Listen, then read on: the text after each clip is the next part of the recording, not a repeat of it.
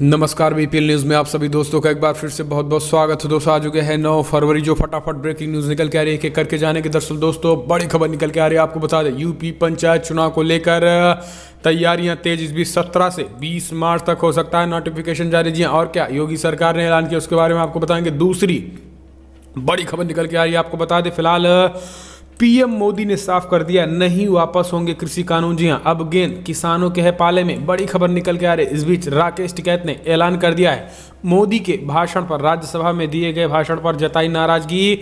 कहा 2 घंटे में दिल्ली कूच करेंगे 2 लाख किसान। स्टैंड बाय पे खड़े हैं यूपी में। जी हां, बड़ी खबर, आखिर क्यों और किस बात पर नाराज है किसान संगठन पीएम मोदी के भाषण से, इसके बारे में भी आपको बताएंगे। एक एक करके आपको विस्तार से बताएंगे। कृषि कानूनों को लेकर बुलाए पर किसानों ने कर दिया ऐलान, कहा आने को तैयार, बातचीत के लिए हैं तैयार। जी हाँ, ये भी आपको बताएंगे। सपा प्रमुख अखिलेश यादव ने कुछ एक बड़े ऐलान किए हैं। असदुद्दीन ओवैसी ने कहा कीले ठोकनी है तो चीन और भारत के बॉर्डर पर ठोको, ना कि किसानों के लिए।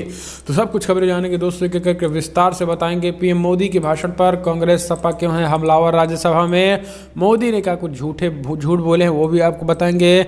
इस बीच सुप्रीम कोर्ट में मुख्तार अंसारी को लेकर योगी सरकार ने बताया आतंकवादी। जी हाँ, सुप्रीम कोर्ट में, इसके बारे में भी आपको बताएंगे। सब कुछ खबरें एक करके विस्तार से बताएंगे, लेकिन उससे पहले अगर आपने चैनल को अभी तक सब्सक्राइब नहीं किया तो प्लीज़ सब्सक्राइब के लाल बटन दबाकर चैनल को सब्सक्राइब करें। और अगर आप भी मानते हैं कि प्रधानमंत्री मोदी के नेतृत्व में देश सुरक्षित है या फिर नहीं, कमेंट के माध्यम से अपनी राय दें। 2022 में कौन बनेगा यूपी का मुख्यमंत्री, वो भी अपनी राय दें। तो दोस्तों सब कुछ खबरें बताएंगे। दरअसल पहली बड़ी अपडेट निकल के आ रही है, यूपी में 4 चरण में पंचायत चुनाव करवाने की तैयारी। इस बार 17 से 20 मार्च तक हो सकता है नोटिफिकेशन। यूपी में गांव की सरकार चुनने की प्रक्रिया अब गति पकड़ेगी। इलाहाबाद हाईकोर्ट के प्रदेश में त्रिस्तरीय पंचायत चुनाव करवाने के लिए कड़ा रुख अपनाने के साथ राज्य निर्वाचन आयोग तथा प्रदेश सरकार तल्ख टिप्पणी करने के बाद मामला पटरी पर है। सरकार प्रदेश में 4 चरण में मतदान कराने की योजना बना चुकी है। यूपी सरकार पंचायत चुनाव कराने को लेकर अब अगले चरण की तैयारियों में लग गई है। पंचायती राज्य विभाग पंचायत चुनाव को लेकर जल्द ही सभी सीट पर आरक्षण की प्रक्रिया पूरी करने के बाद 17 से 20 मार्च के बीच अधिसूचना से जुड़ी अधिसूचना जारी कर सकता है। इसी अधिसूचना जारी होने के 45 दिनों के बीच प्रदेश की योगी आदित्यनाथ सरकार चुनाव कराने की तैयारी में है। इसके तहत प्रदेश में 15 अप्रैल से 30 अप्रैल के बीच पंचायत चुनाव के लिए मतदान हो सकता है। प्रदेश सरकार ग्राम प्रधान, ब्लॉक प्रमुख, क्षेत्र पंचायत प्रतिनिधि तथा जिला पंचायत अध्यक्ष पदों के लिए एक बार फिर से चुनाव करवाने की तैयारी में है। प्रदेश में कुल 58,194 ग्राम सभाएं हैं। जिला पंचायत के 3,051 वार्ड हैं। 75,855 क्षेत्र पंचायत वार्ड है। हम चलते हैं अगले अपडेट लेते दोस्तों। पीएम मोदी ने साफ कर दिया है कि नहीं वापस होंगे कृषि कानून, अब गेंद किसानों के पाले में। जी हाँ, दरअसल नए कृषि कानूनों को लेकर किसानों का आंदोलन बीते 2.5 महीने से जारी। इस आंदोलन में अब तक 100 से ज़्यादा किसान अपनी जान गंवा चुके हैं। आंदोलन के आड़ में दिल्ली में हिंसा तक हो गई है, लेकिन किसान अपनी मांग पर अभी भी अड़े हैं। उन्होंने नए कृषि कानूनों की वापसी से कम कुछ भी मंजूर नहीं है। वहीं सरकार के साथ कई दौर की बातचीत के बाद सहमति नहीं बन पाई है। तो प्रधानमंत्री मोदी ने साफ संकेत भी दे दिए हैं कि नए कानून वापस नहीं होंगे।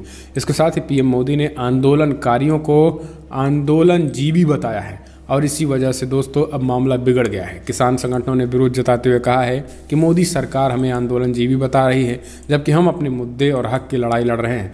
राकेश टिकैत ने कहा है कि सरकार जिनको आंदोलनजीवी बता रही है इनकी मात्रा बड़ी है। अभी तो केवल और केवल यहाँ पर 2000 किसान दिख रहे हैं, लेकिन 2 घंटे में दिल्ली के अंदर 2 लाख किसान हो सकते हैं। ये किसानों की ताकत है। किसान स्टैंड बाय पे अभी खड़े हैं, यानी एक तरीके से वो अभी एक कहीं ना कहीं अपना काम कर रहे हैं, लेकिन एक कॉल पर पूरी दिल्ली को घेर लेंगे किसान। इस तरीके के किसान अटैकिंग मूव में खड़े हैं। तो ये किसान स्टैंड बाय में खड़े हैं, इसलिए आंदोलनजीवी नहीं है। प्रधानमंत्री मोदी को राकेश टिकैत ने जवाब देते हुए कहा है कि पीएम मोदी जी नींव हिल चुकी है, उसके बावजूद भी आप अभी आंदोलनजीवी बता रहे हैं। हम चलते हैं अगले अपडेट लेते हैं। आपको बता दें फिलहाल कृषि कानून के बीच पीएम के बुलावे पर बोले किसान, बातचीत को तैयार, सरकार बताए तारीख। केंद्र के 3 कृषि कानूनों के खिलाफ दिल्ली बॉर्डर पर गत नवंबर से प्रदर्शन कर रहे किसान संगठनों ने बातचीत के लिए सरकार से तारीख तय करने को कहा है। दरअसल सोमवार को राज्यसभा में राष्ट्रपति के अभिभाषण पर धन्यवाद प्रस्ताव पर बोलते हुए प्रधानमंत्री मोदी ने किसानों से आंदोलन खत्म करने की अपील करते हुए कहा था कि गतिरोध को बातचीत के जरिए सुलझाया जाना चाहिए। प्रधानमंत्री के संबोधन के बाद किसानों से सरकार से तारीख तय करने को कहा है। हालांकि कृषक संगठनों ने प्रधानमंत्री की उस टिप्पणी पर आपत्ति जताई जिसमें उन्होंने कहा था कि प्रदर्शनकारियों की नई जमात पैदा हुई है। तो दोस्तों, नई जमात कहीं ना कहीं एक तरीके से आंदोलन जमात बताया है इन भाजपाइयों ने। किसान गुस्से में है। हम चलते हैं अगले अपडेट। सुप्रीम कोर्ट में यूपी सरकार ने कहा मुख्तार अंसारी आतंकवादी है, उसे बचा रही है पंजाब सरकार। जी हाँ, यूपी के एमपी एमएलए मुख्तार अंसारी को पंजाब से यूपी की जेल में ट्रांसफर करने के मामले में यूपी सरकार ने सुप्रीम कोर्ट को बताया है कि पंजाब सरकार मुख्य रूप से अंसारी का बचाव कर रही है। यूपी सरकार के अंसारी को आतंकवादी कहकर आरोप लगाया है कि पंजाब सरकार उनका यानी अंसारी समर्थन कर रही है। अंसारी पंजाब में 5 स्टार सुविधा पा रहे हैं और उनके खिलाफ हत्या सहित अन्य गंभीर मामले पेंडिंग हैं। इस मामले में अगली सुनवाई 24 फरवरी को होनी है। यूपी सरकार की ओर से पेश सॉलिसिटर जनरल तुषार मेहता ने कहा है कि अंसारी के खिलाफ गंभीर आरोप हैं और मामले यूपी में पेंडिंग हैं। 2 साल पहले उन्हें एक नाबालिग से संबंधित केस में भी पंजाब लाया गया था और तब से ये वहाँ के जेल में बंद हैं। तो ये बड़ी खबर निकल के आ रही है। दोस्तों, आपको बता दें, योगी सरकार ने मुख्तार अंसारी को आतंकवादी तक करार दे दिया। आप समझिए। हम चलते हैं अगले अपडेट। सपा प्रमुख अखिलेश यादव ने कहा बुनियादी मुद्दों से जनता का ध्यान भटकाने में माहिर है भाजपा। दरअसल समाजवादी पार्टी के राष्ट्रीय अध्यक्ष अखिलेश यादव ने कहा है कि जनहित के बुनियादी मुद्दों से जनता का ध्यान भटकाने और उन्हें गुमराह करने में भाजपा को विशेषज्ञता प्राप्त है। देश भर में किसान आंदोलित और आक्रोशित हैं और वे लगातार धरना प्रदर्शन कर रहे हैं। इस बीच दोस्तों, आपको बता दें कि उन्होंने कहा है 2 मांगी, एक MSP की अनिवार्यता हो और दूसरी तीनों काले कानून वापस लिए जाएं। 3 महीने से भारतीय जनता पार्टी की सरकार इस पर टालम टोल कर रही है। भाजपा सरकार किसानों के इस आंदोलन को आतंकवादी खालिस्तानी विशेषणों से नवाज रही है। सपा प्रमुख अखिलेश यादव ने सोमवार को जारी बयान में कहा कि प्रधानमंत्री अपनी वैश्विक छवि के प्रति बहुत सचेत रहते हैं, किंतु किसानों के मामले में उन्होंने देश की वैश्विक छवि खराब होने की भी चिंता नहीं है। अपने पूंजीपति मित्रों को फायदा पहुंचाने के लिए वे कृषि कानूनों के मुद्दे को लेकर लगातार लंबा खींच रहे हैं। हम चलते हैं अगले अपडेट लेते हैं। दोस्तों, किसान आंदोलन पर ओवैसी की मोदी सरकार पर का साथ तंज। कहा चीन को रोकने के लिए लद्दाख में लगाएं कीले, ना कि किसानों को रोकने के लिए। केंद्र के नए कृषि कानूनों के खिलाफ किसानों का आंदोलन का 75वां दिन है। इस बीच AIMIM के प्रमुख और हैदराबाद से सांसद असदुद्दीन ओवैसी ने दिल्ली के गाजीपुर, सिंघू और टीकरी बॉर्डर पर कीले लगाने को लेकर मोदी सरकार पर तंज कसा। उन्होंने कहा है कि प्रदर्शनकारी किसानों को रोकने के लिए सड़कों को खोदने और कीले लगाने के बदले सरकार को चीन को रोकने के लिए लद्दाख में कीले लगानी चाहिए। ओवैसी ने प्रधानमंत्री मोदी से अपील की है कि वो किसानों की मन की बात को सुने। उन्होंने एक रैली में कहा है कि अगर अपने लद्दाख में कीले लगाई होती तो चीनी सैनिक भारत में नहीं घुसे होते। आपने लद्दाख में कीले नहीं लगाई जहां भारतीय सेना के 18 जवान शहीद हो गए।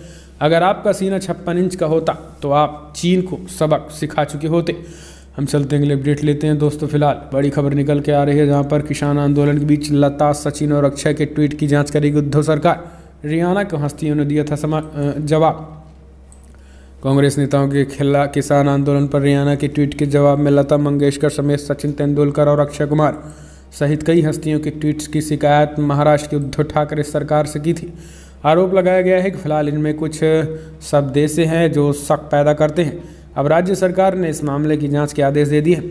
सरकार हस्तियों की ट्वीट की जांच करके इस निष्कर्ष पर पहुंचने की कोशिश करेगी कि क्या इन सितारों ने किसी के दबाव में आकर ये ट्वीट्स किए हैं। दरअसल इन सितारों ने ट्वीट रियाना के उस ट्वीट के जवाब में ट्वीट किए थे जिसमें रियाना ने भारत में चल रहे किसान आंदोलन को अपना समर्थन दिया था।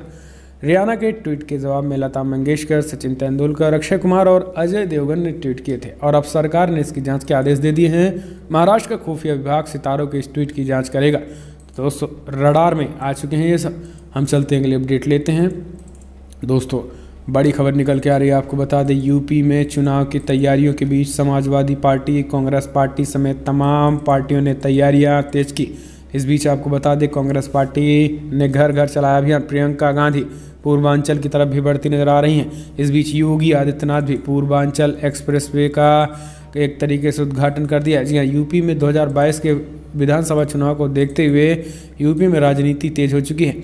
इस बीच अब जो कुछ भी कार्य किए जा रहे हैं राजनीति से प्रेरित ही हो रहे हैं। इस बीच योगी सरकार ने भी खास करके पूर्वांचल एक्सप्रेसवे को जनता को समर्पित कर दिया है और 2022 के विधानसभा चुनाव के एक तरीके से झलक भी दिखा दी है। तो दोस्तों फिलहाल आज की बड़ी खबर में इतना ही है, लेकिन अगर आपको वीडियो पसंद आए तो लाइक करें, शेयर करें, कमेंट के माध्यम से आप अपनी राय देना ना भूलें। इस वीडियो में इतना ही। जय हिंद, जय भारत।